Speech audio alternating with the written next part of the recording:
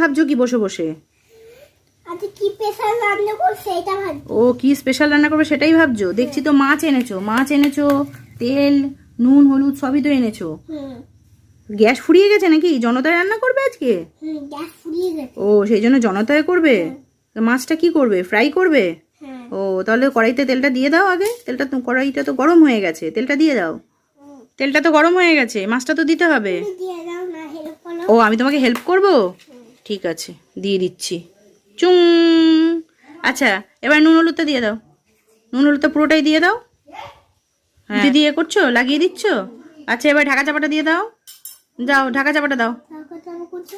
হ্যাঁ দাও, একটা ঢাকা চাপা দাও। হ্যাঁ ব্যাস, ঢাকা চাপা দিলে কি হবে এবার? তুমি এটা শাশুড়ি দিয়ে ও শাঁসে দিয়ে ধরে ঢাকা চাপাটা খুলছো। এই তো হয়ে গেছে। কি সুন্দর হয়েছে, কি সুন্দর মাছ ভাজা খায়।